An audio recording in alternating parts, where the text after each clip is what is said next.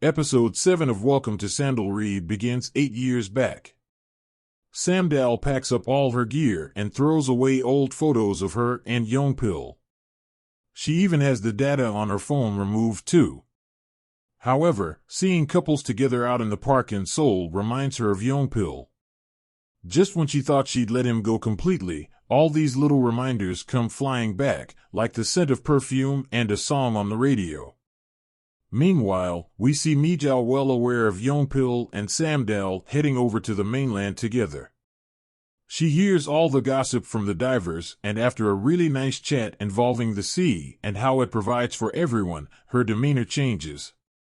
She heads home and confronts Samdal about the receipt for the flight and heading to Seoul. Before she can answer, however, Hyul and Haedal burst in and the conversation ends. But what of Yongpil and Sangdu?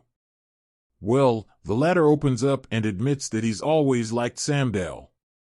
He wasn't going to say anything, but it's been gnawing away inside and he had to let it out. In fact, Yongpil is absolutely fine with it. And of course, that's because he's always mentioned it while drunk. Around 18 times to be precise. Yongpil does tell him to embrace his feelings though, and tells Sangdu that he's free to like whomever he wants. As for Sangdu though, he's torn because he doesn't want to interfere with his friend and turn this into a love triangle, even though that's totally what this is. In fact, Yongpil has never gotten over Samdal and he admits as much here, saying to Sangdu that he's never even tried to get over her. That night, Yongpil and Samdal cross paths again. In fact, the latter ends up falling on Yongpil in the middle of the night in the pouring rain. Despite scraping his elbow and allowing Samdal to patch him up, the real kicker here comes from what happens between that.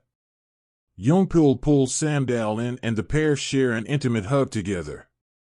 In the morning, Yongpil's dad is snooping about his son's room. He pushes Yong equals oil to get a promotion at HQ and believes he could better his career that time. Yongpil doesn't want to go to the mainland and things between him and his pa are left on tenuous terms. When he leaves for work, he finds Samdal on the way up to the Jeju All trial. She's taken his words on board and is trying to discover herself. He offers her a lift and teases her a bit, going on to laugh and honk his horn at her. Meanwhile, clumsy De Young is the talk of the town again, this time over with his family. They berate him for being divorced and for having weak legs, but thankfully, Cho Jin-dal shows up and saves the day. Or does she? It turns out De Young was imagining the whole thing. It does result in Secretary Ko heading over to see Jin-dal as he watches her boycott the AS products that her ex-husband has under his umbrella. While they talk, we jump back to the coast, where little Hyul gets some binoculars from the shop and starts looking for Namchun. After speaking to her mom, Haedal, she runs into that strange guy from before and remembers her daughter calling him a bit dumb. She starts looking around to see if she can find the wellness center that he's presumably escaped from. This is soon cleared up when he hands over a business card, confirming his name is Gong Ji-chan and he's the president of the Bottlenose Dolphin Group. That's why Namchun it's the dolphin he's after.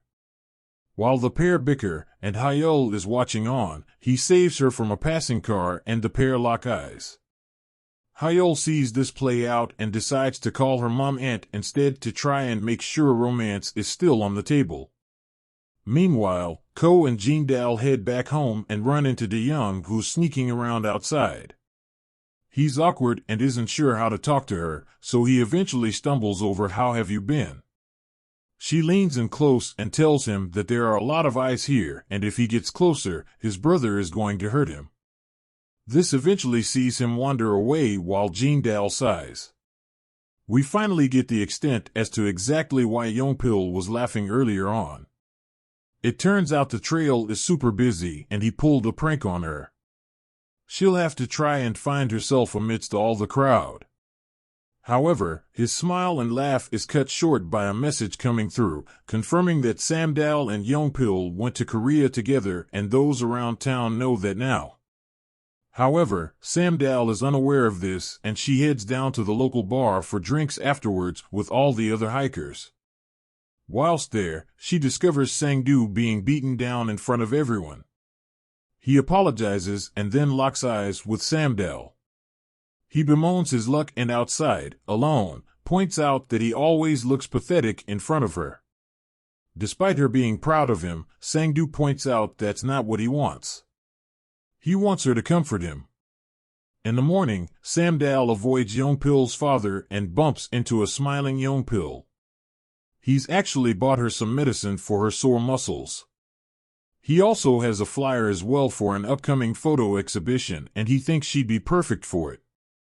As they talk, he eventually leads her back home, but they run into Yongpil's father on the way. Now, Samdal has been avoiding him for a while and it turns out he's the catalyst for them breaking up all those years back. Quite why, however, is still a mystery, but this just got a whole lot more complicated. In the present, he asks if the pair are still together, but before we get an answer we fade to black. The epilogue, however, cuts back 8 years as we see Yongpil fish out the pictures and other gear that Samdal has thrown out and taking it for himself. He drinks heavily, finding it hard to let him go. The episode review. So now we know that Yongpil's father played a big part in exactly why Samdal and Yongpil aren't together now. I'd imagine the reason is something to do with Samdal's aspirations to leave but being anchored down by Yongpil in Jeju Island, but we'll have to wait and see. Either way, it's certainly an intriguing proposition. Meanwhile, the romances between Haedal and Ji-chan looks to be a cute addition to the show, while we also have De-young and Jingdal too, who nicely round each other out with their differing personalities and the opposites attract trope. The show has maintained a really gripping feel throughout, and some of that can be attributed to the way this feels very similar in tone and feel to Hometown Cha-Cha-Cha. This show just seems to exude that it factor, and the balance of genres from romance and comedy across to healing and friendship works really well. Hopefully the rest of the show can continue the same excellent standards.